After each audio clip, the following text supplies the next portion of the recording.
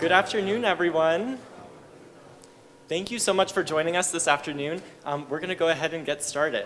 My name is Rem Johan Knecht. I'm a sophomore at Williams studying economics and Chinese. And along with my fellow global scholar, Maya Prakash, we're going to be hosting this afternoon's Global Issues Forum.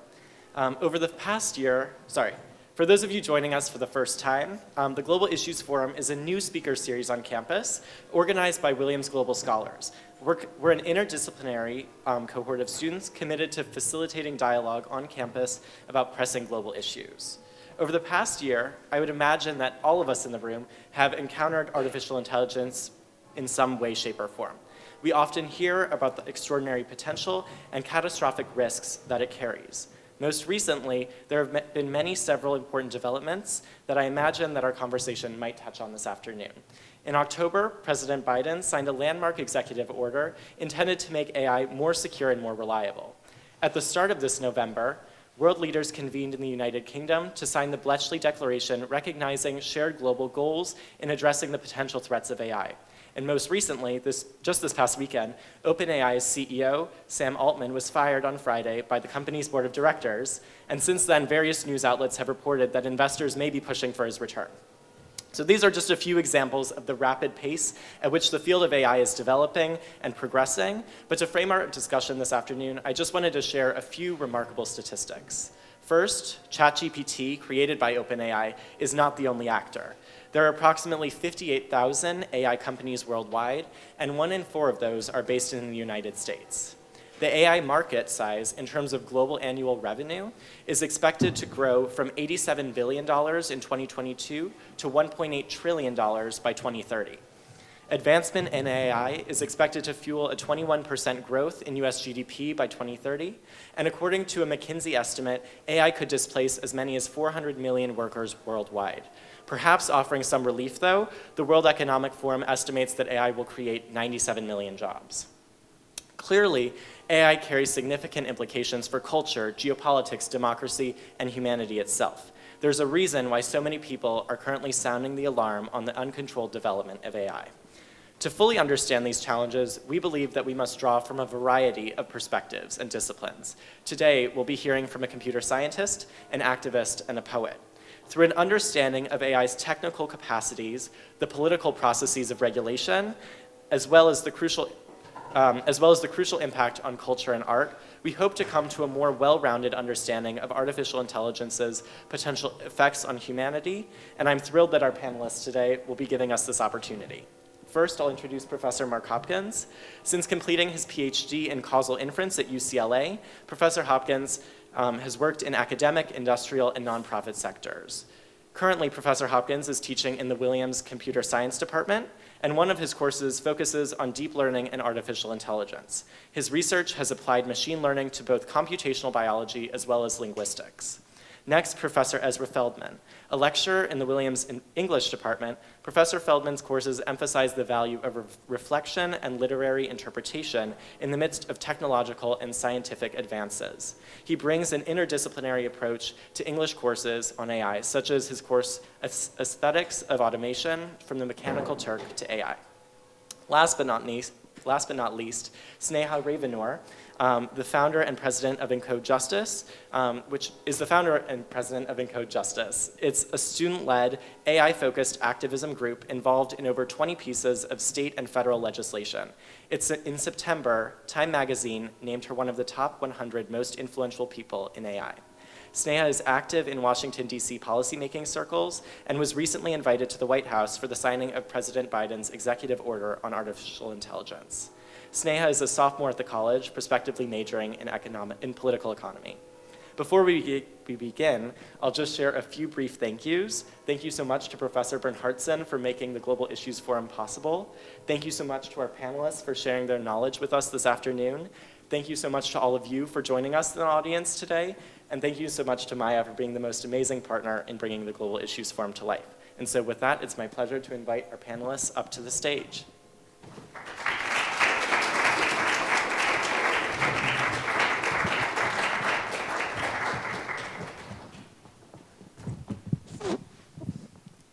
Thank you, Rem, for that wonderful introduction. And thank you all for being here with us today. As Rem mentioned, the Global Issues Forum aims to discuss and dissect some of the most important issues for our generation today. And I think we can all agree that this is one of them. AI will affect practically every aspect of our lives, so it made sense to us to have speakers from a wide range of disciplines.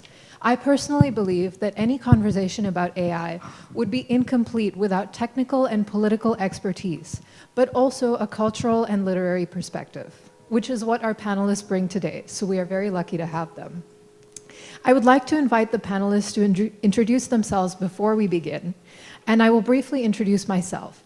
My name is Maya. I'm also a sophomore and a global scholar with potential majors in Chinese and comparative literature. This discussion will be around an hour, followed by a Q&A session moderated by Rem and I. Some housekeeping things: notes and photographs are okay, but no video or audio recording. As you can see, we have some in the back, and please help yourself to a snack. Without further ado, I would like to invite the panelists to introduce themselves. Hello, I'm Mark Hopkins. I am, as Rem said, a professor of assistant professor of computer science here at Williams College.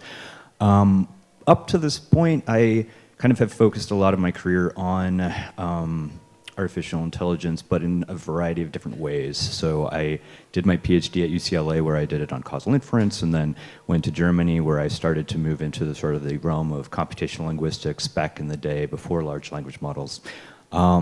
I then spent some time in industry working on machine translation, so think, say, Google Scholar, those kinds of technologies, but circa, say, 2008 to 2013, before it was neural machine translation.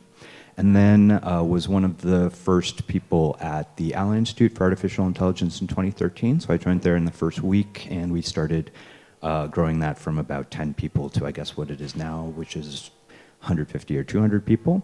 The mission of that institute is to try to ensure more open access to artificial intelligence, and I was there for about 5 years before I decided that I would give liberal arts academia a try, to come down and to Reed College for a few years as a visitor and then as an assistant professor on the tenure track.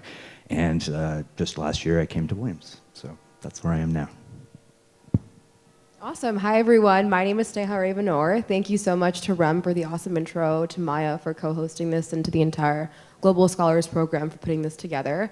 So as Rem said, I am the founder and president of an organization called Encode Justice. We're a youth-led movement for human-centered artificial intelligence. I founded the organization in July 2020 when I was going into my junior year of high school in response to a state ballot measure in California, and now we have engaged ourselves in national and international level conversations around the future of AI. We are pretty extensively involved in legislative advocacy, but are also working to build political, public, and cultural awareness around AI's implications, both its risks and its opportunities. It's very exciting to be here today, and I think it really does give me hope in terms of where we stand for the future of public participation in conversations around AI. Hi, everyone, and thank you to Maya and Rem and to my co-panelists. I'm Ezra Feldman. I'm a lecturer in English and Science and Technology Studies here at Williams. I am a poet. I don't know to what degree the fact that I'm a poet is going to be relevant to today's conversation. I teach courses in Science and Technology Studies that encourage my students to think really hard about how knowledge gets made and to recognize the imbrication between culture and social life with technology. Technology of all kinds. So I do start with like automation in the 18th century and work up to artificial intelligence. And so I'm just really curious to see in what directions this conversation will go. So I'm not going to introduce myself any further than that. So with our opening question, most people from major tech CEOs like Elon Musk and Mustafa Suleyman to Democratic Senator Chuck Schumer and Republican Senator Josh Hawley believe that AI should be regulated, but few people can agree on how. What, in your view, are the red lines? What are the capacities of AI that we should not allow as a society? Maybe we can start with Professor Hopkins. I should probably preface this by saying that I am not an expert in policy, and so a lot of my things will be opinions, but not necessarily something that I want to say just up front. I'm not an expert in like policy or decision making. I just mostly view myself as a kind of a communicator of the technology itself. But having said that, AI is so broad, right? So it's come to mean something a little bit different nowadays than it has meant through most of its history. So at this point, it means mostly machine learning to, I think, a lot of people, and the capacity, like it's represented by, technologies like ChatGPT, technologies like DALL-E 2, these kinds of things. However, it's a lot broader than that, right? So a lot of AI is also just algorithms that are being created in order to be able to automate certain decision-making processes, and it also comes with its own big issues and things to think about. I would also say I probably would, whatever my red lines are, they're probably going to be very different from Josh Hawley's red lines. I don't think I would. However, I think that it's such a broad topic that I don't necessarily know what I would specifically say as red lines, because there's so many things that I think we haven't even started to think about. And so what I decided to do is sort of duck the question, and instead sort of just, talk about how I was thinking about it and why I kind of am thinking that it's not a question that I feel prepared to answer right now, and which is just going back to kind of like one of the previous sort of major changes in technology that happened in the turn of the 19th to the 20th century, which was, say, the automobile, right? And so when these technologies come about and nobody's used to using them, then there's often a failure of imagination. We need people thinking about these things, but often we don't know what the harms are going to be until we see the harms, and then we're like, oh, we have to legislate that. And a lot of it becomes sort of post facto. I wrote down just some of these statistics about how fast it was. So in the 1900, apparently there were fewer than 10,000 cars in the entire world. By 1910, there was over 300,000 in the US alone, and that just started to pick up, And because of that, it took 30 years to even invent the traffic light, right? And 1950 was the first time that the seatbelt was made mandatory. And so that's a long time, but if you think about it, it's not that surprising, considering that right now we're at a point where, as we'll probably talk about, AI really in its current incarnation with neural networks only became the powerful thing that it is starting in 2012 with a big breakthrough, and then suddenly over the past 10 years we've just been sort of accelerating without really having a strong idea of where everyone is going. And so one thing I think is important to having these conversations is to try to imagine and see what we can do in order to anticipate situations that will come up in a way that's faster than we did with the automobile, even though I think AI is even broader really in its reach potentially than the automobile. And so I guess my one red line would be maybe murder bots are a bad idea, but I mean, there's so many subtler things than that which probably we want to think about and make sure that we try to regulate in one form or another. Yeah, I think I really appreciate that response, Professor. And I think it's really important that we have people with technical expertise getting involved in the conversation, because I think there needs to be more cooperation between policy and academia. I think that when I think about red lines for AI, there are a couple of issues that I've seen highlighted over the last couple of years. For example, we've seen the potential of AI to manipulate human behavior and to persuade the public, coming out of Cambridge Analytica and going into the presidential election year. I think there's a lot of anxiety around how that might impact presidential elections and lower level elections as well. People have said that 2024 could be the last human run election or the first AI run election. I think that obviously that might seem to be alarmist, but I think that it definitely does signal this larger point about how AI is going to potentially erode our democracy. We're seeing how deepfakes and other forms of AI-generated content are, being used in terrorist radicalization schemes and are being used to, push out political misinformation. So I definitely am concerned about those implications. So I would say my number one red line would be really making sure that we are putting a check on the power of AI to contribute to manipulation or persuasion, voting-wise and also otherwise. I think that next, I definitely am cautious of entrusting AI systems that we don't yet fully understand or really have accountability structures yet in place for, with high-risk decisions in domains like criminal justice, because we are going to encounter issues and challenges like algorithmic bias. So I think that that's definitely another area of concern for me. I think that Professor Hopkins alluded to this, but I think there are so many problematic military applications of AI. We are already seeing AI fire autonomously, pretty much without a human in the loop, and we have seen how it's already kind of unfolding in various geopolitical situations, and again, with very little legal recourse if these systems misfire. And so I think that to the extent that we can limit the use of killer robots, that would be definitely a positive step forward. And I'm actually really happy to see that the UN just moved forward with a treaty on autonomous weapons a couple of weeks ago. So another really exciting development in the AI world right now. That's another red line that I think is worth discussing. But also I think a final point that I want to make is that there's a lot of anxiety right now around the potential for AI to be used in designing biological or chemical weapons. And so I think that's also an area worth paying attention to. So I think the two central challenges that we're seeing across the board here are these themes of human control and accountability.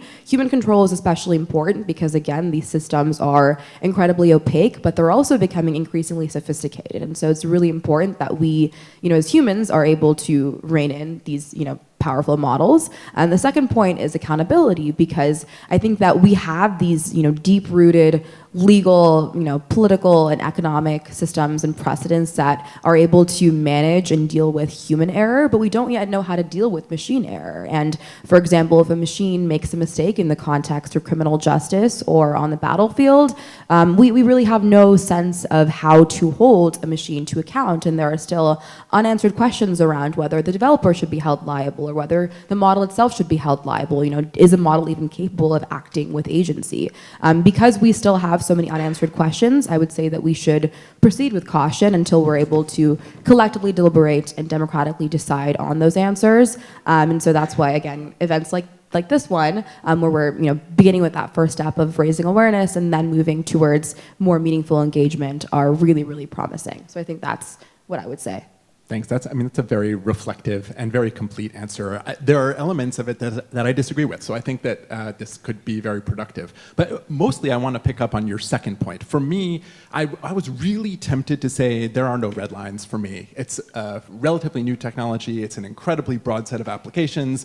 And in virtue of that, we don't know what's coming. What kind of reasonable regulation could we come up with? And then I thought, well, that's maybe too much techno-optimism for the moment. So I landed on my red line is we don't want AI or algorithmic decision making in the context of justice. And I think it's not just a matter of criminal justice to start with, but a matter of social justice as well. I think that's where we ought to say, nope, let's not put actual decision making power in the hands of an algorithm or an artificial intelligence, especially one whose operations we don't understand. I think we could really benefit from ensuring that there's a human touch somewhere in justice-related decisions. Now, I don't know how to actually write such a regulation or how to enforce such a regulation, but that seems like that's my red line. But if I could pick up on the moment of disagreement briefly, it's just the concerns that you express now, especially around elections. I think that the big trouble there has less to do with the nature of artificial intelligence and much more to do with a bunch of other sort of infrastructural systems that allow information to travel around a country or around the globe at an incredibly rapid rate. And I don't think that we need artificial intelligence to produce misinformation that is incredibly damaging to our electoral system, to the very nature of our democracy. But I just don't think that regulating AI is the way to address what seems to me a much bigger problem. Again, I don't know how to solve that problem either, but I don't think that regulating AI is going to do the trick. Yeah, if I could just really quickly respond to that, I definitely agree that we're obviously looking at a larger structural issue, but I think that there are so many ways that these powerful models are exacerbating those existing problems. I think that AI, for example, is capable of targeted advertising like we've never seen before, right? Because it's gathering massive amounts of data on users, on social media platforms, their preferences, what content they're engaging with, their political affiliations, and because it's scraping copious amounts of data and using that to to, funnel out content recommendations and really tailor your exact social media experience to what it knows about you. Again, to an extent we've never seen before. I think that there is a unique risk for that to be worse than what we could have ever possibly imagined. So I definitely agree that AI is just one part of this larger issue, but I think that its unique capacity to, I think, again, take in large amounts of data as an input and to produce very large-scale decisions and outcomes, runs the risk of making problems we already have even worse. So it's not going to do the trick. Regulating AI alone won't do the trick, but I think that it's one key step forward. I mean, these are certainly conversations that regulators and world leaders are having right now. As Rem mentioned recently, in London, we recently had the AI Safety Summit, where world leaders of many different countries met to sign the Bletchley Agreement. And of course, President Biden also signed the executive order. Sneha, since you were involved in this to some extent, could you maybe summarize the main takeaways of these two developments? Yeah, of course. The executive order, I think, is an incredibly promising starting point for regulation here in the US. I mean, it's, I think, 111 pages long, so it's very, very comprehensive, very sweeping. It includes 150 calls to action and I think 8 main priority areas. So I think one of the main requirements that it's calling for is safety testing or red teaming for the most advanced AI models, also known as frontier models. It's also calling for action to address algorithmic discrimination and possible job loss and labor displacement from automated systems.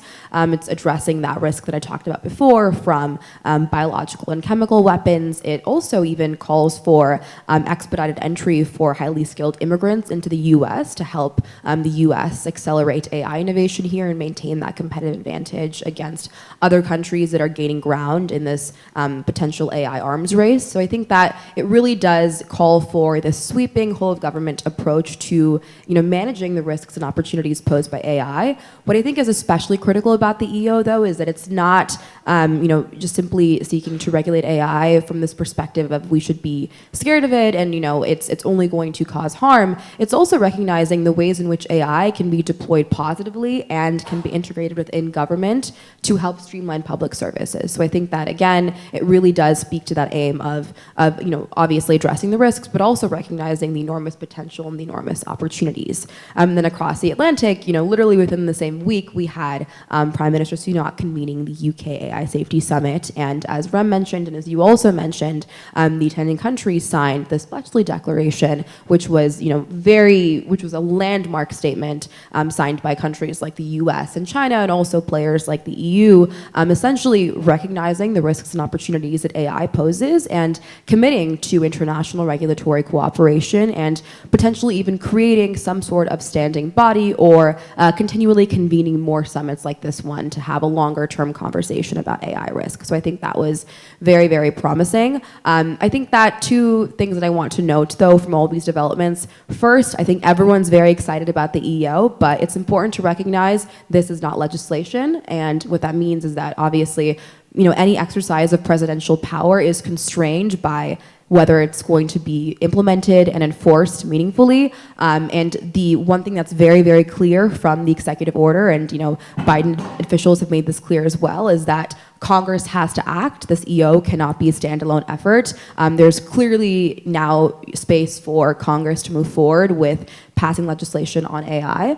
So I think that it's really important to recognize that A, agencies have to implement this for this to actually hold any weight, and B, it's really Congress's cue now to step forward. So I think that's really important to recognize. And also on the second point about the international cooperation piece, obviously we're going to talk about this later, I hope, but we're seeing a lot of conversations around competition and innovation with respect to the US and China, and balancing safety and security concerns with not jeopardizing innovation and the respective standing that each of these countries have in this apparent AI arms race. And I think that it's really going to be important to see how those concerns are going to factor into any discussion that we have around international cooperation.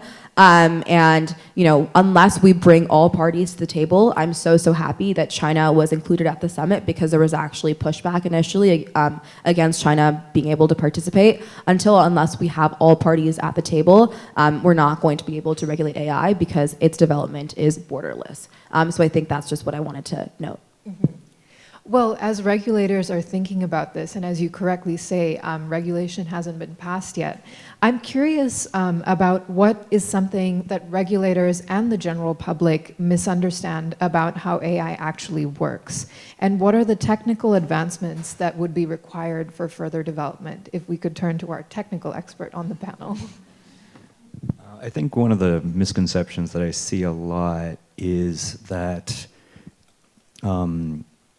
AI is the same thing as AGI. In other words, artificial general intelligence. And I think that we've been at the point for a very long time where AI can do significant harms.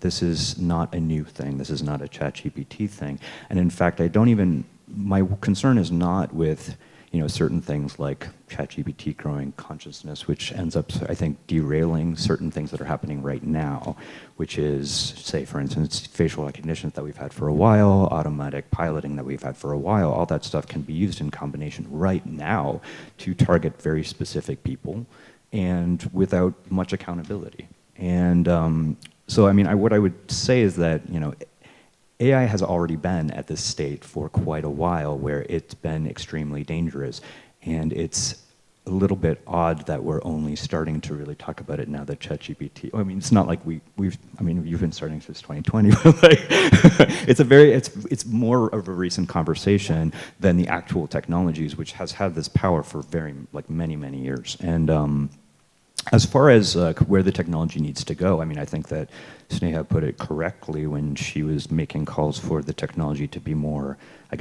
less opaque, more interpretable. This is something that people are actively working on a lot, is to try to figure out, when technology makes a decision, how can it justify itself? And a lot of the better the technology is, often the more opaque it is. And that causes an issue because you have companies that are trying to create the best systems that they can. And the problem is that there seems to be a trade-off between the quality of those systems and the ability to actually interpret what those systems are actually doing and why they're doing it. I think one important step forward, and ChatGPT might be part of this step forward because it can sort of at least explain in some way what it's doing or why it makes mistakes, but it is to try to bake that into a lot more systems, like a self-driving car at this point. If it hits a pedestrian, it doesn't really have any way of saying why. And often when these systems fail, they fail in weird ways that humans wouldn't, in catastrophic ways, which I think is probably one of the concerns that people have in putting it in situations where, for instance, it's making decisions about justice or it's making decisions about medicine. If you think about a medical connotation, suppose that we had a system that was 95% accurate and doctors were 85% accurate. At what point do we want to use that system? Because there's still the trade-off that the way that it's failing is not the way that a doctor is failing, and there is no liability. So it becomes sort of a shield potentially for medical professionals and hospitals to protect themselves. So I would say, going forward, one of the most important things in developing this technology is trying to figure out ways that we can make it better, but also sort of more explainable for the things that it's doing. And since we're talking about sort of the future of AI, I'm just curious to take a step back and sort of think about how we got here. Professor Feldman, you teach a class on the history of automation and the aesthetics of AI. Could you tell us a little bit about the history of AI and how did we get here? Have there been similar panics related to automated technology that could help inform our current approach to these new generation models? The history of automation and the history of artificial intelligence are not identical, and I think it's really important to have a technical contribution to the history of artificial intelligence, but I will say that there's a really important history to how automation and artificial intelligence have been imagined and how they've been perceived. And I don't think that there's been the kind of widespread panic over artificial intelligence in the past the way there is today, but I do think there has been a lot of violence around automation in a variety of ways over centuries. So automatic looms, for example, were occasionally the cause for rioting in early industrial or mid-industrial England. You may have heard of the Luddites. The Luddites broke looms in part because they were losing jobs. Their way of life was threatened, or their way of life was already in turmoil because of industrialization. They had left their farmlands, and then large numbers of people were going to work in factories, and then they were booted out of their factory jobs because of a new technology, right, a new intervention. And the way of life was not available, their former way of life was perhaps not available for them to return to. So with cultural change comes the important context of like, so what are we going to do next when the next thing changes? And I think that's the context that I would ask us to keep thinking about, both around economics and around questions of justice and decision making. We like to have help making our minds up, right? We ask each other questions, and now that we have artificial intelligences or algorithms that can respond to us in our own language, it's tempting if, say, your roommates are all asleep to go ask ChatGPT what the next paragraph of your essay should be about. Now, I don't know if any of you in this room have actually used ChatGPT this way, but I was recently at a Rice Center dinner for faculty talking about writing and artificial intelligence in the college contexts, and I think there was consensus around the table that at the point where your human resources aren't available to you, it's like not necessarily a bad thing to have another tool at your disposal that might help get your thinking and your writing to some next level, right, to keep going. Okay, so that's, I may have lost the thread a little bit of your question about the history of AI, but so the nature of our panic, I think, is unprecedented, but I also don't think that our panic is yet at the level of what movie makers and authors of fiction have been imagining for many years about the sort of worst case of AI, which I'll just say Terminator and for a second, say like, you know, that there is a real fear of murder bots that's been imagined in the past, and I'm not sure that that's the nature of the panic, if there is a panic, that we're experiencing today. So on that note, for the other panelists, what are the perceptions on AI that we're getting right and wrong? Yeah, so I think that I definitely want to echo what both professors have said here. I think that there is this tendency to attribute human-like qualities to AI in a way that is potentially dangerously anthropomorphic. I think it's really important for us to be very, very realistic about where we stand right now with AI capabilities. Is there, reason to be worried that things could accelerate and that there could be, catastrophic harm years down the line? Definitely. I mean, I mentioned before, for example, the potential for AI to design lethal chemical warfare agents. I think there was one report that found that ChatGPT could generate bomb-making instructions, and another tool that was initially designed for drug discovery could be repurposed to generate more chemical warfare agents as well. So I think that we're definitely seeing some concerning early use cases, but at the same time, we have to be realistic about where we stand right now. These models are not yet sentient. There have been debates about whether or not AI models are sentient or agentive or have consciousness, and again, it's really important for us to recognize that there is a distinction between the kind of cognition and reasoning that we see in humans and the kind of cognition and reasoning that we're seeing in machines. We're just not there yet. So I think that's definitely one perception we do want to correct. And yeah, I think that's one thing that I wanted to echo from what both have said before. Yeah, and I think that just to add a quote to that, because this whole idea of emergent behavior is interesting, but we do have to recognize that it is basically reading the entire internet, and so it is not learning in the same ways that humans are learning. It is, one of the quotes, I guess, from Theodore Kim from Yale in the Los Angeles Times said, claiming that complex outputs arising from even more complex inputs, in other words, reading the entire internet, is emergent behaviors like finding a severed finger in a hot dog and claiming that the hot dog factory has learned to create fingers. Basically, what that's saying is that pretty much that's a great analogy. Everything is on the internet already, so just because it ground it up and reproduced it is not necessarily emergent intelligence, and so I think that is a misconception. I think it's a misconception. Your mileage may vary on that.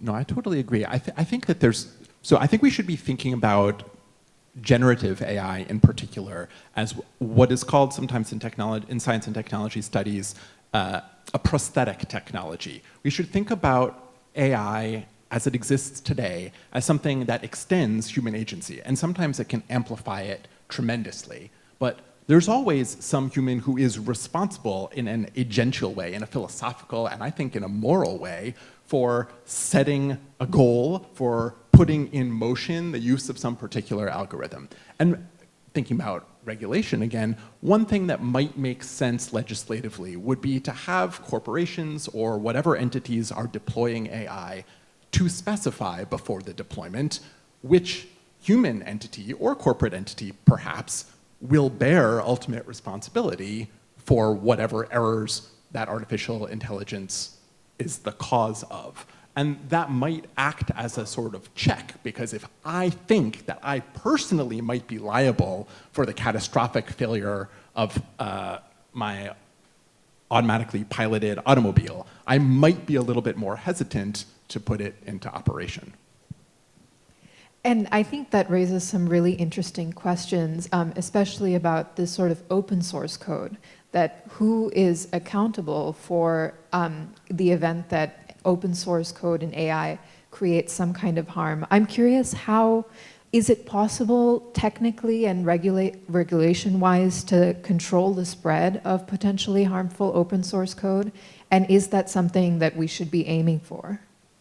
I think I understand the desire to control the spread of open source code. I think people are worried about, open source code getting in the hands of rogue actors, and as AI systems become more advanced and complex, and as those use cases I described before, begin to unfold, what those harms could look like. But at the same time, I'm very cautious to say that at this point in time we should move forward with any large-scale ban or restrictions on open sourcing.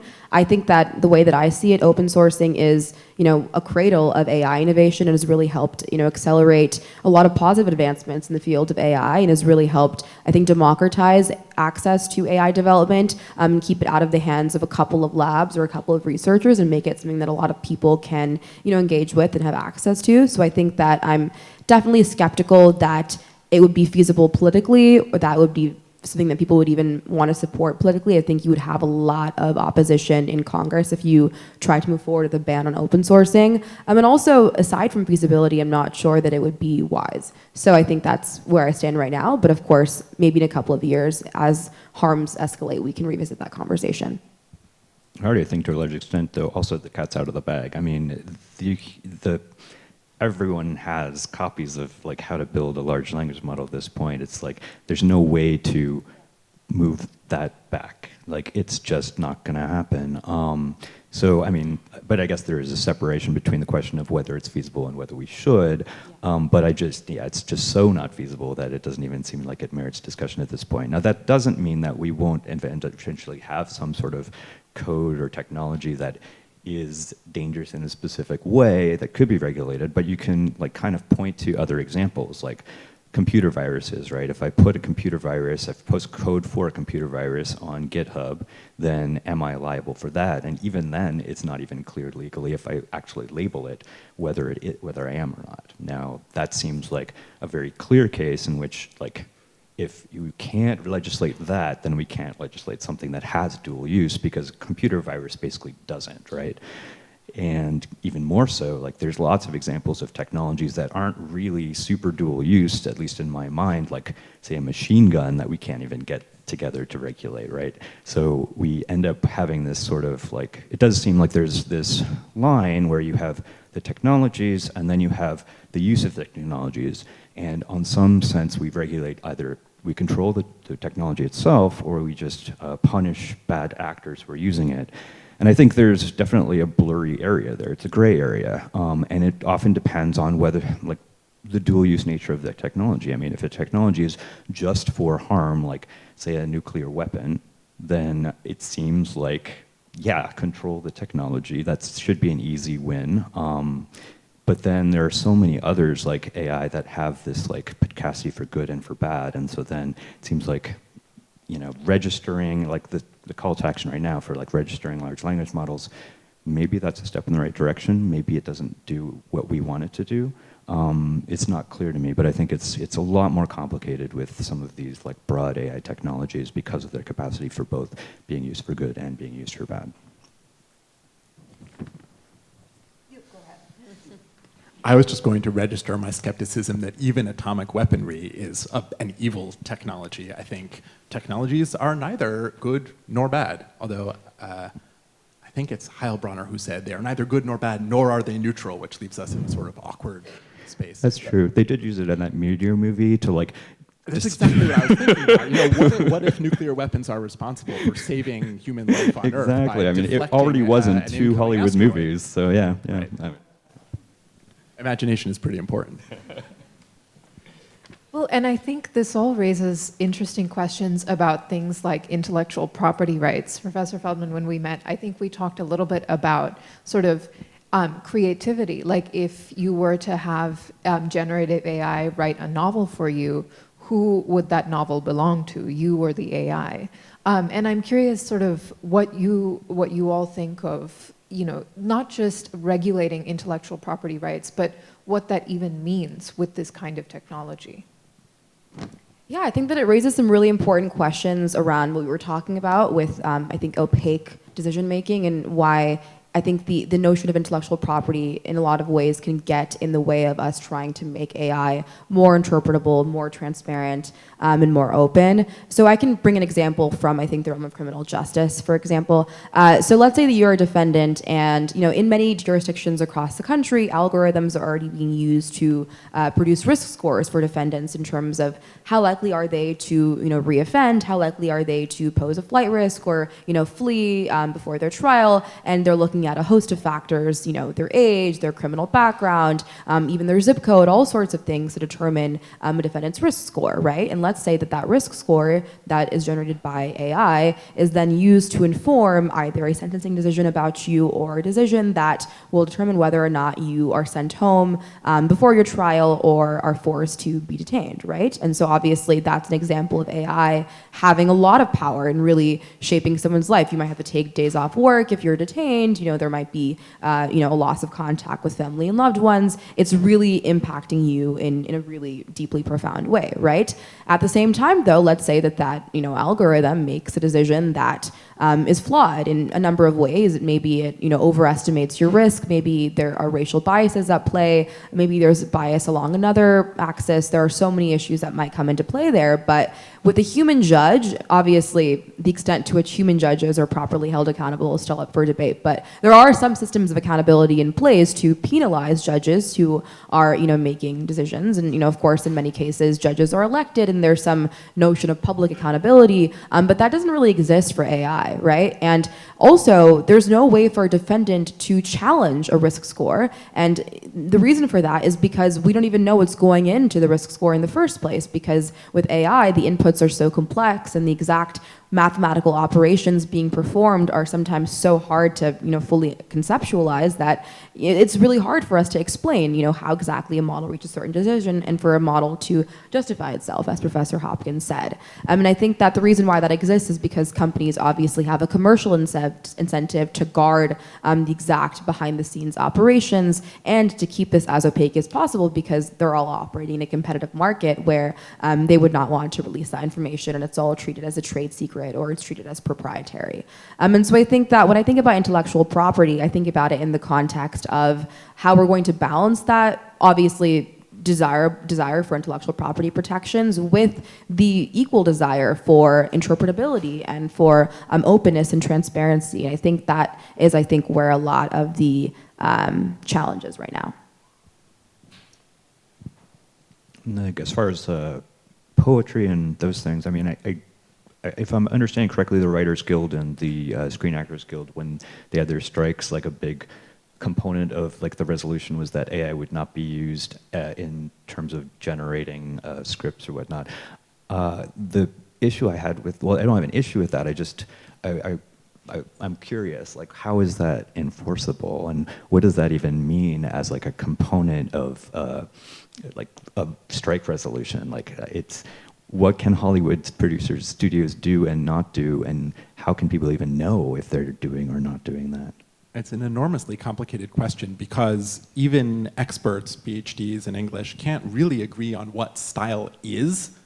And if you don't know what style is, it's going to be really hard legally to protect style. And I think that one of the things that script writers and other writers are worried about is that if they really do have some distinctive style of their own, that AI could be used to approximate it, to generate something that's just like an Aaron Sorkin TV drama, for example, but not by or created by Aaron Sorkin. That's the threat, and I don't think it's enforceable.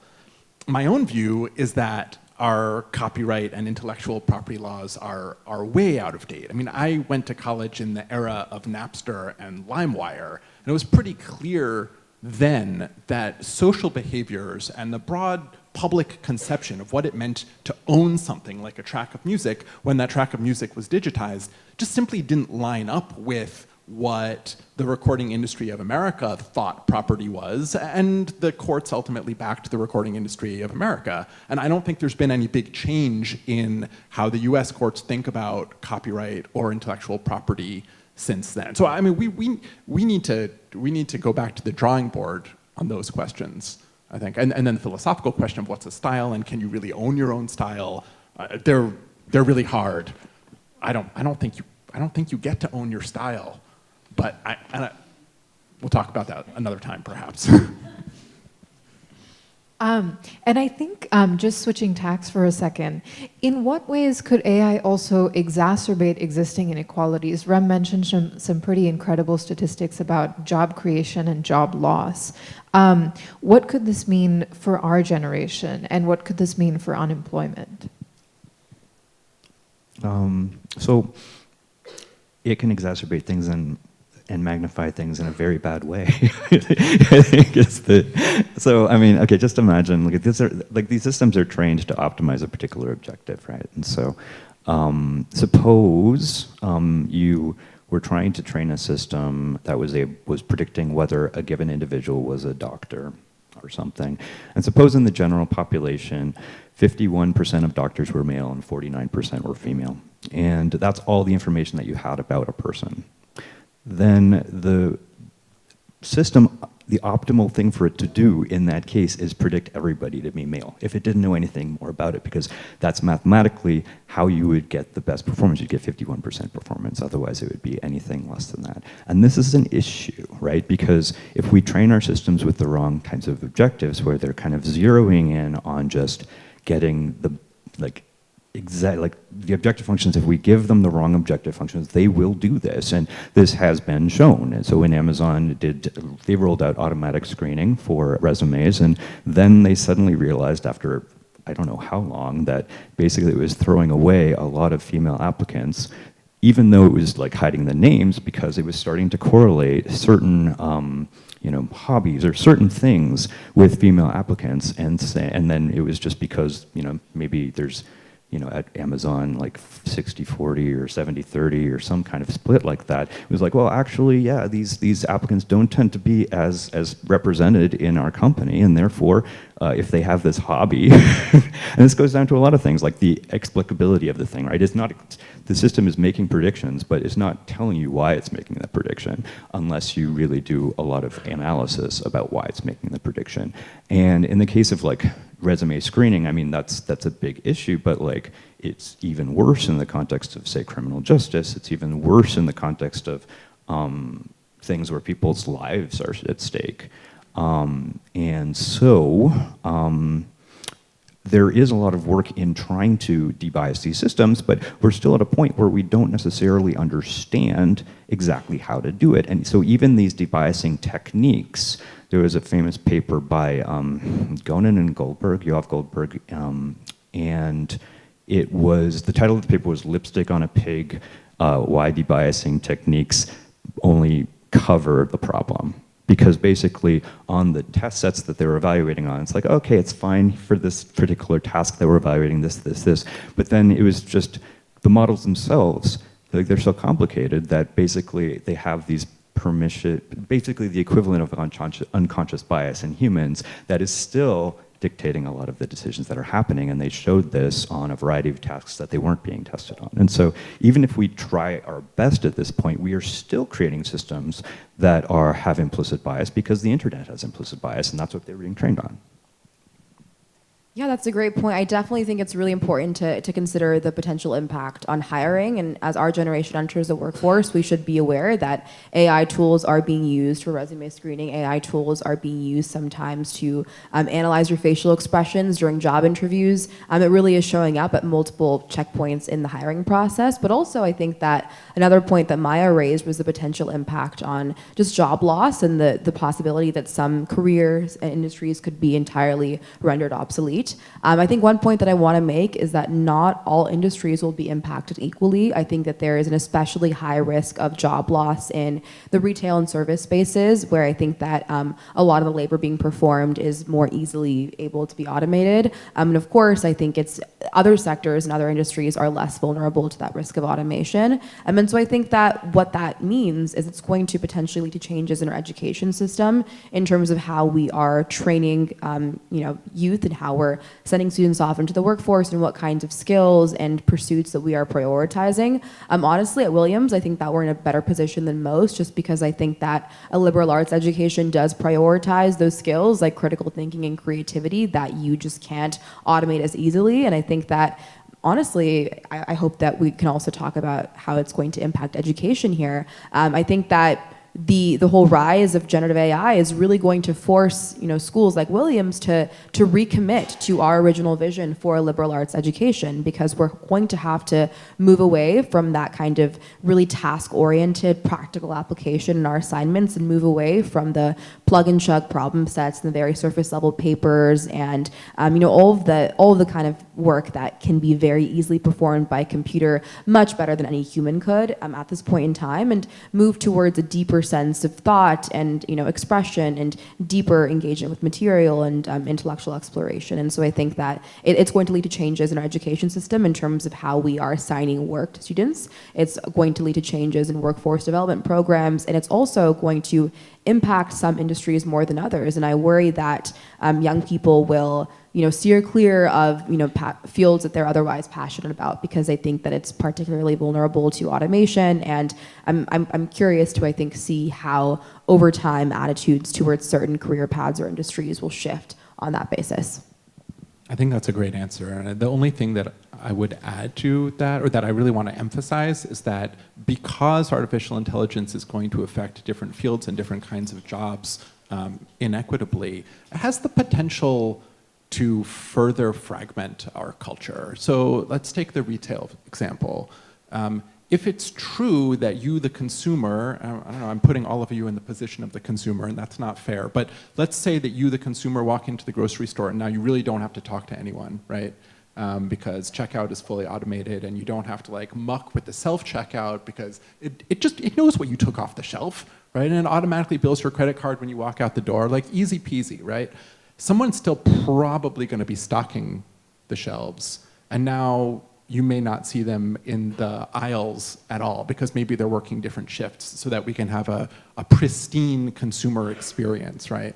And I think that the potential, I know that's just a made up example, that's my own little bit of sci-fi, but I think it has the potential to make it, to make our culture still more class stratified than it is today. Well, that store already exists. Yeah.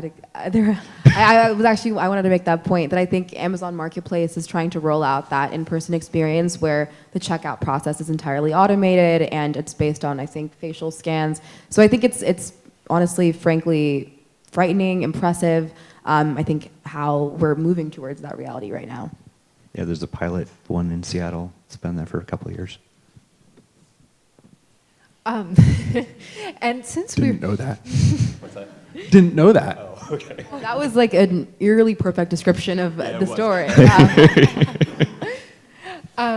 Well, since we're talking about a liberal arts education, particularly relevant for all of us today, I'm curious for the two professors in the room, how do you think AI will affect our liberal arts education across a variety of disciplines, but especially your own?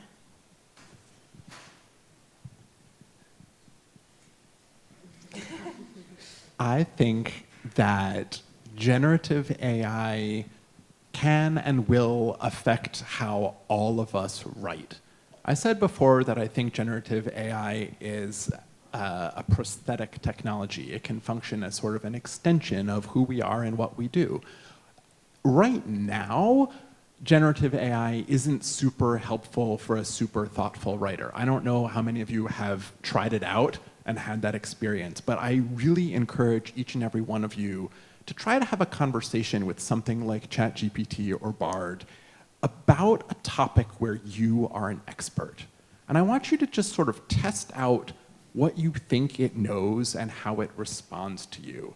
And I think you'll very rapidly come up against some significant limitations. Those could be gone in 6 months. I don't know. I'm not making a predictive claim, but I think as the responses get better, then the generative AIs will be more useful to us as tools for thinking. But I don't think that the existence of generative AI and its role in our writing is fundamentally going to change the kinds of things that I'm interested in teaching or the kinds of things that my most engaged students are interested in learning. We're talking about the nature of art and literature. We're talking about how we imagine future worlds or how we imagine past worlds as attempts to understand our own cultural and philosophical lives. And we're not going to stop having interiority just because artificial intelligence is out there to talk to. So I'm an optimist about that project anyway. I mean, I think it's already sort of changing the way that students code. I have, met several people who work for me doing independent study or whatnot, and they have been using ChatGPT for certain side parts of the code, like basically delegating it certain things to be like, I just need it to parallelize this, and I don't know how to do that. And so they ask ChatGPT, and they tell me, ChatGPT said this. It was wrong, but then I fixed it. So, it's an interesting way of engaging with the technology that I am currently not doing, right? So I think students, I've been surprised by how much uptake there has been just over the past year in kind of putting this into their process. So I guess my answer is I have no idea where it's going to go because it's so early, but it does seem like people are using it in ways that I wouldn't have imagined it being used a year ago. No comment. Sneha, are you using generative AI in any of your academic pursuits? And if so, how? I honestly think that I don't think I've used generative AI to complete a paper or anything because, like you've said, it honestly wouldn't be very good at it. For example, I'm taking a political economy class right now, and the prompts are so layered that honestly, if I tried to plug it into ChatGPT, it would not give me anything of value. So I think that for the most part, my professors have done a pretty good job of assigning work that is almost ChatGPT proof in the sense that it honestly wouldn't provide that much utility. But do I think that, as Professor Hopkins said, it can be used for pieces of something or to, for review something or, when you already know how to do something, you're able to correct its mistakes. I definitely think that's, one potential valuable application. To be honest, I don't think that we should, shy away from integrating generative AI into education. I think there's so much room for, positive use and for enormous potential. I think we've seen, for example, how ChatGPT can be used to create individualized learning experiences for youth who have learning needs or, come from underserved districts or, are in other situations. I think that there's a lot of room there. Khan Academy, for example, has a tool called Khan-Migo that they've been rolling out to kind of enable a personalized learning experience using generative AI. So I think there's a lot of room for hope there. But of course, I think that, honestly, I find that in my personal experience, it isn't really helpful for completing assignments in their entirety because, like you said, it's very limited in terms of what it can do with producing writing or, writing code or things like that. And I think one thing that I wanted to know, and this is probably something that Maud herself has not figured out, but what are as we were saying, the risks to education, and also is there a way to mitigate them through perhaps the Honor and Discipline Committee or any other kind of regulation? I think the chief risk to education is just laziness, and laziness is already a huge risk to education. if you want an education and you're at an institution like Williams College, well, you can damn well get one, and AI is not going to make it harder for you to do that.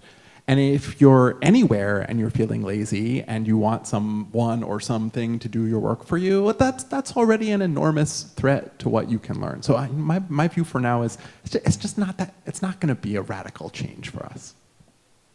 I think I also find that a lot of the concerns around cheating and plagiarism triggered by AI, obviously they're very understandable, but to be honest, I don't think that there are that many students who are now cheating and plagiarizing using AI who weren't cheating and plagiarizing before. I think that there were already many ways to do that in the past, and so I don't think there's like a huge fragment of the population that suddenly discovered how to cheat and how to plagiarize that like didn't do that before and was like perfectly abiding by the honor code prior to ChatGPT being released. I don't think that's the case. And so I think that it's really important for us to obviously focus on ensuring academic integrity, but I think that to an extent those concerns are almost overblown, or maybe I'm just personally not as anxious about them. I think that the larger and more important conversation is the one I was alluding to before around how can we redesign assignments to kind of make them more conducive for this age of AI, where a lot of those, direct plug and chug problem sets and surface level papers that I was talking about before can be very easily automated, right? And so I think that, like I mentioned before, we really need to lean back into what I think the original value and purpose of a liberal arts education is, really honing in on those deeply human skills like creativity and critical thinking that we have not yet found machines that are capable of replicating those abilities. And so I think that that's kind of going to be the path forward. So yes, academic integrity is part of the conversation, but I think there's this larger, pedagogical desire to really reinstill, critical thinking and creativity as central pieces of our curriculum, and also to make sure that we're training students not to be afraid of generative AI or to entirely steer clear of its use, but to use it in responsible ways. For example, some professors are teaching students to cite generative AI. If you're going to use ChatGPT, here's how you might include it in your bibliography, right? And so I think that people are approaching it differently, but I think people who are learning to embrace its use and who are learning to recognize that ChatGPT in the classroom could be the equivalent of, I think, when calculators were first brought into the classroom to perform simple calculations, and recognize that it might be playing a very similar role. And obviously, calculators aren't going anywhere, so it might be the case that ChatGPT isn't either. Learning to accept that and then go from there might be the better approach. Okay, so before we wrap up, we're going to do a quick lightning round of questions. So super short answers. Sneha, you're president of the United States for a day. What is one regulation of AI that you would pass? I think everyone deserves to know when they're looking at content that has been generated by AI, especially photo or video. So I would mandate disclosures for AI-generated content. Professor Hopkins, if you could have designed these models yourself, what is one thing that you would change about them? If I could have designed these models themselves, I'd be much richer than I am now. I think the thing I said about, explicability is important, but again, none of us know how to do that yet, so. And Professor Feldman, what is one human capacity that AI does not have right now? Right now, I don't think that AI has the capacity to mean anything. Question for all the panelists, quickly. Should we all be computer science majors? No. No, I'm not. No. The best thing about AI right now? Well, I think that, as I mentioned before, there's a lot of potential for positive uses in healthcare. We were seeing how, for example, AI can be used to help diagnose disease and uncover, I think, new treatment methods. I think that definitely the applications in healthcare and medicine are very exciting to me. This is a bad short answer, but AI has been applied to games in ways that are incredibly productive. And when machine learning happens in spaces that are not biased, where it's learning for chess, for example, by playing against itself, it generates a whole new game. And there's real beauty and potential in such applications. I think it opens the door for more simple cross-communication between people of different languages and cultures. And now it's still very unbalanced in how it does that, but I think it has the potential to do more. Lastly, what is one thing you hope AI will be able to do in the future?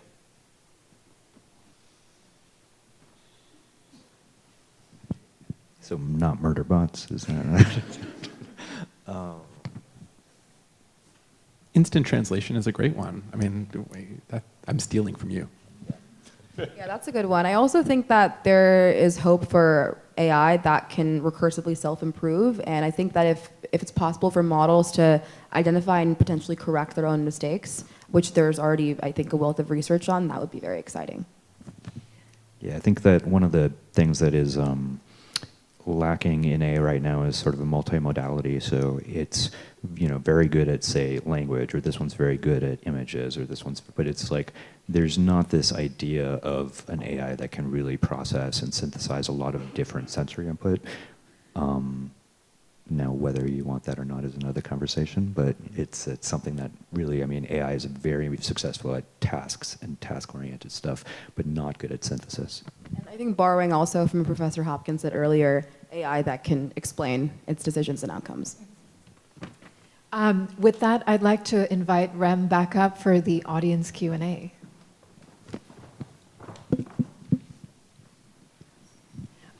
If anyone in the audience has any questions, if you could first introduce yourself and then ask your question as a question, not a statement. Feel free to just raise your hand. Yes, in the back.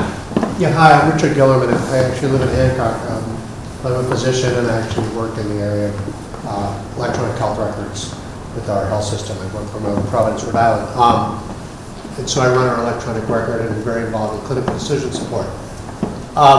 What I find in medicine is that our machine learning models, obviously the performance is very important, but how they're operationalized is probably as important. I'm just curious if you could comment on that, those two differences, and how you see that. Yeah, no, it's very challenging. I mean, how do you operationalize it? I mean, you're not allowed to say a statement, so I'm sorry, but yeah. So we have any one of a number of machine learning models. Where do we assign our thresholds in terms of how we act when we get information X about disease, the likelihood a patient's going to go south, and it's so dependent upon what our resources are and what kind of, you know, positive predictive values, negative predictive values, all of the statistics. What are we willing to tolerate in terms of being right versus being wrong? And those are all operational decisions. Yeah, I mean, so if even the numbers that it's giving you are hard to interpret, right? So if it's giving you some sort of confidence at a scale of 0 to 1, what do you do with that, right?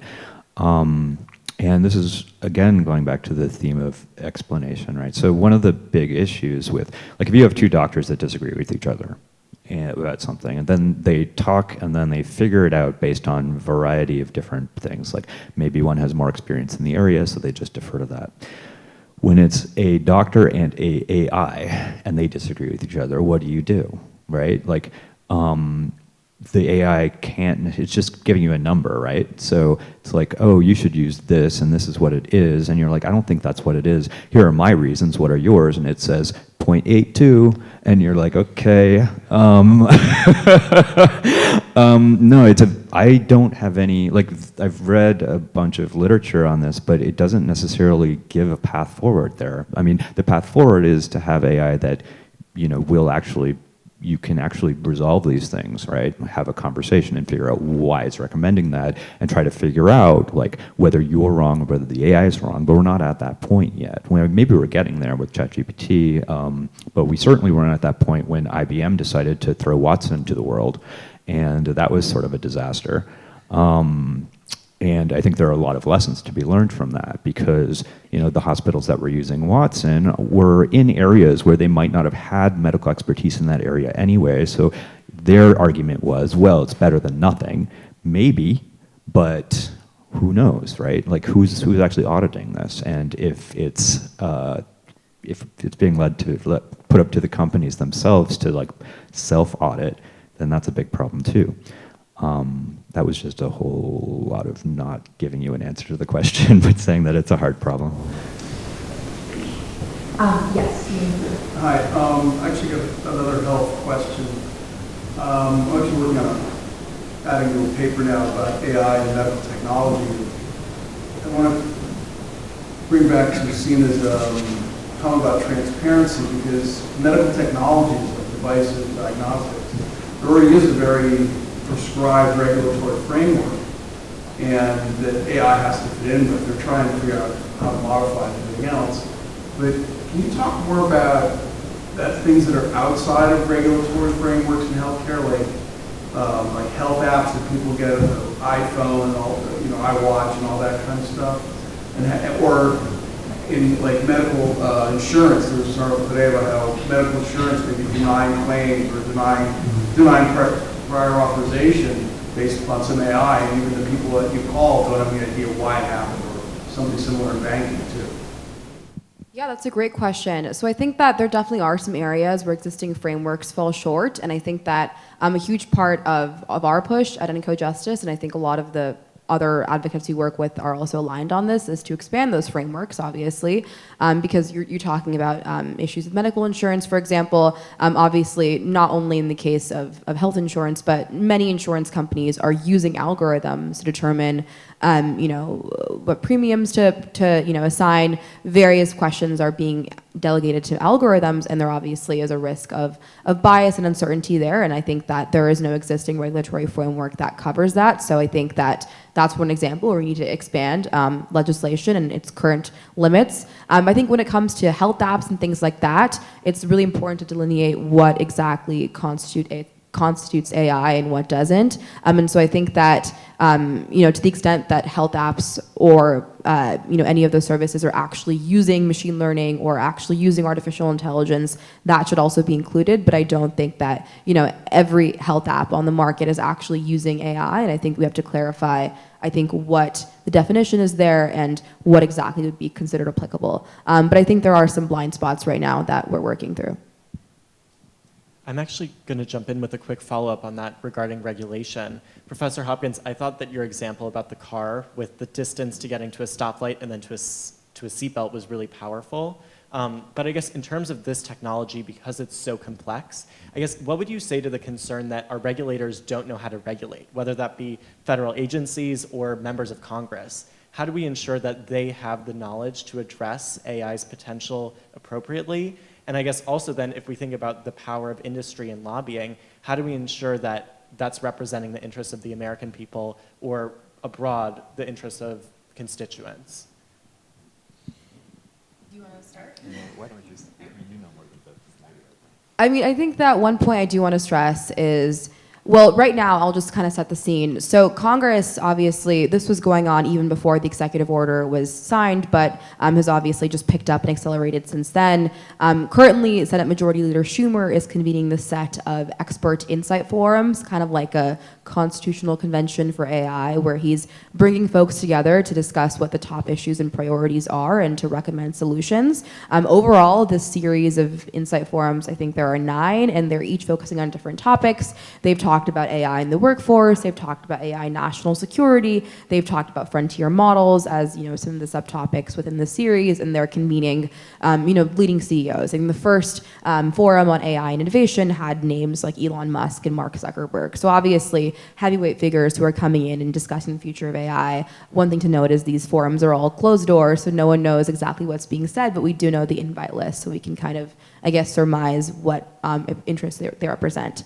So I think that to me is promising, because it means that Congress is acting with humility and recognizing that even though there is an urgency to regulate, it doesn't right now have the information and knowledge that it needs. And so it's inviting kind of really maintaining that active dialogue with experts in academia, in industry, in civil society to talk about what the priorities and solutions are. And so I think that, to be frank, right now, Congress is not in a place where it has the information to act, but I don't think that's an excuse not to act, because that doesn't mean the issues are going away. It just means we have to ramp up those efforts to increase dialogue between researchers, between civil society, between industry, and between the government. And so I think we're going to see more insight forums like that, and hopefully those are more representative, and it's not just the CEOs of OpenAI and DeepMind, whoever the CEO of OpenAI is going to be tomorrow, who knows. But obviously, whoever those tech CEOs are, that they aren't the ones who are ruling the roost, and we have a more inclusive conversation. It seems to me also that your question, and I'm so glad that Congress is taking steps to inform itself, but your question, Rem, just brings me back to the point that there's so many regulatory changes that ought to be implemented in the United States of America. And the questions coming from the field of healthcare, for example, it's like our country can't really decide how to pay for healthcare, and right now it's clear that financial interests and liability interests are competing massively with interests of both public health and personal health. And like, there is some urgency to think about AI in a regulatory way, but it's not at the top of my list for Congress to get on, actually. I think there are a bunch of other important regulatory actions that Congress could take that would ultimately affect how artificial intelligence is implemented indirectly. Can I just point out that Congress legislates, the administration regulates the different processes? Fair. Yes. I'm Max Billick, I'm a software technologist. I wanted to ask about the opacity of these models. You were speaking about sentencing algorithms. Other than the corporate security concerns that you discussed, why exactly is it so difficult to know what factors it's taking into account and how, like, what proportion of the decision is accounted for by each of those? Yeah, so I think that it's really important to distinguish, I think Professor Hopkins can speak to this as well, AI from a simple formula, right? So if you have a simple formula, let's say you decide that there are 5 factors you want to consider in making that risk score decision. It could be age, job history, criminal background, zip code, and let's say if you have any, if you escaped your prior arrest. Let's say those are the 5 factors you're considering, and it's like a very simple rule-based procedure that you're following, or a very simple formula that you're following. That is not AI.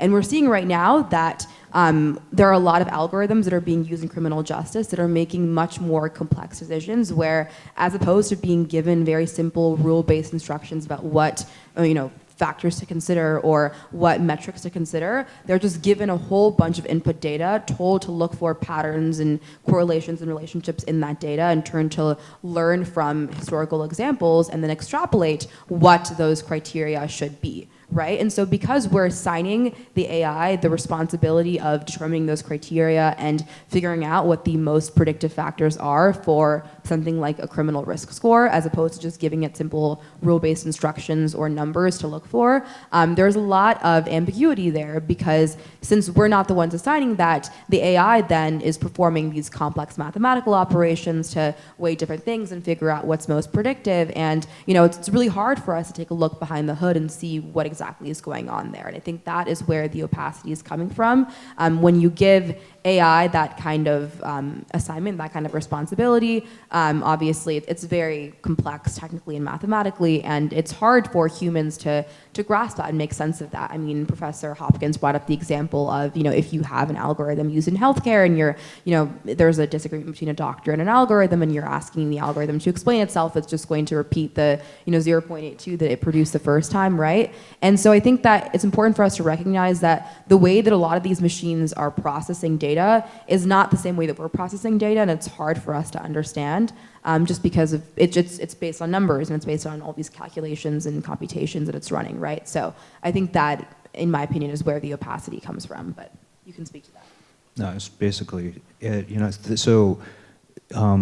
There are certain machine learning technologies that are more interpretable than others, and so one example is like decision trees. People make the claim that this is more interpretable. I think that, I might argue that it's not as interpretable as people think, but you can view it like a decision tree is it's learning a flow chart. And so, you can be like, okay, this is the flow chart and this is what it did. But yeah, the more modern sort of technologies are really much more number crunchy. And so they are subject to what is sometimes called like the clever Hans paradox. And so there was this I don't remember when it was, but there was this horse. It was called Hans. And the owner of the horse made this claim that Hans knew math, or like simple math. And so he would take it from fair to fair, carnival to carnival, and then would say, what's 5 + 2? And then the horse, Hans, would go, and then stop. And it was like, oh my God, that's 7. He did 7 hoof things. And so it was amazing. And so it turned out that the owner himself actually thought that the horse could do this. It wasn't actually a fraud, or so people believe. It was more just that the horse didn't know math or what the person was saying, but he did know, he was very attuned to his owner and the tension in the owner. And so when the owner was like, when he finally got to the seventh one, the owner would like get really tense, hoping that like there wasn't gonna be another one. And then the horse would be like, oh, I guess it's time to stop. And so the same thing is sort of like very much subject to these technologies where even with our best efforts, we're like, okay, I wanted to learn this. I wanted to learn who is more likely to recidivism, like more likely to recommit crimes. And you know, you can liken it to something like just a detector of like, say, I don't know, a penguin or something like that. Like you have these images of penguins and you want to identify the penguin, but you actually can be more successful if you have the wrong training set of detecting just that there's snow, you know, or like if it's a zebra that's on the savannah. And it's basically not making the decision on the basis that you wanted it to make the decision, but you didn't really tell it that. You just gave it a bunch of data and gave it labels. And so you have no idea that it's learning what you wanted to learn or learning something else like, oh, actually, if this person is from this particular downtown area, then they're more likely to commit these crimes. And it's like, that's not what we wanted you to learn, right? And we don't have lots of strong ways to determine why they're making their decisions. We do when it's pictures to a large extent, because we can kind of visualize what it's looking at, but like when it's a different kind of decision based on different kinds of data, we don't have those visualization techniques, which makes it sort of dangerous. Yes, you over there. Hi, I'm Jason. I'm a senior in psychology at CS. I just wanted to go back to the discussion Professor Feldman had about like the updating sense of IP over time and how we are kind of based on a very archaic sense of IP compared to now where with quarantine, it feels like this, it feels a little justified because we're taking from these big firms, these big music labels or film industries. But then with GPT, I was wondering the way it's able to absorb all this information from, even indie writers or smaller individuals who are basically it's these big companies with the money to fund these AI models, and then it can kind of suck out data from these individuals, whether our like looser sense of intellectual property. It almost feels like the archaic version pushes back against this taking from the individual. I was wondering if you had some thoughts on what would be a better sense of intellectual property that does kind of deals with that aspect of AI. Well, I'm sorry to say, thank you for the question, Jason. I'm sorry to say that I'm not a legal expert and I don't have a theory of intellectual property or copyright that is going to solve any of the problems. But I'm pretty good at helping to clarify a paradox. And I think so I just want to build on what you said, which is it's right that if you are a struggling artist and your only route to success in publicity is to put something on the internet, and you've then made your work in some fashion available to an algorithm or a machine learning process or a corporation that's going to make some use out of what you've done, that feels really cruddy, right? Especially if the big corporation then produces a song which sounds a lot like your song and it goes like mega popular and you're like, but that's mine, right? And I don't know legally whether it is or it's not. I do know that some authors have sued, and I don't know whether it's state or federal court, to protect their works that they believe generative AI has repeated to other customers. So they're trying to get the big corporations to stop using their writing in that way. But at the same time, you, the struggling artist, might really want to have free access to whatever you can copy onto your hard drive because it's a really important part of your creative process. And that's the paradox, right? That our very notion of ownership is in conflict with different aspects of creative ambition and creative practice. Any more questions? Last one. I'm Juan, sophomore. I just was wondering about like the performance versus explainability of the trade-off. Like, do we really want to prioritize that in all contexts? Because, like, for instance, self-driving cars, right? Like, the ramifications in the air of that system, like, we really want to optimize performance in that case. Like, we want no risks to performance in that case. So, where do we, like, draw the line there, and what applications do we want to consider looking at? Yeah, no, it's a good question. I mean, it matters a lot what the actual domain is. Let me give you an example of when it didn't matter. So before neural networks, I said I worked for a machine translation company. And we did effectively Google Translate, but for enterprise, so like for companies. And one of our clients was, well, let's not say, but it was a travel advisor. And so basically what they wanted, right, was a situation in which, because they had a lot of English reviews, because they had a strong American user base and wanted to move into the European market more successfully, but they had a bootstrapping problem where they didn't have reviews in German. And and machine translation in that age was terrible. It was so bad. But what also is bad are user reviews. So what they did was they just translated the English ones using terrible machine translation into German. Nobody knew the difference, and they had the bootstrapping problems solved. Now, contrast that with, you know, a situation where you're making decisions about a medical patient, and there's no comparison, right? And so what people have studied to a certain extent is concepts like selective prediction, where the idea is you don't just learn a classifier, but you learn a classifier that can abstain in situations where the damage of making a negative decision might outweigh the value of actually making the decision.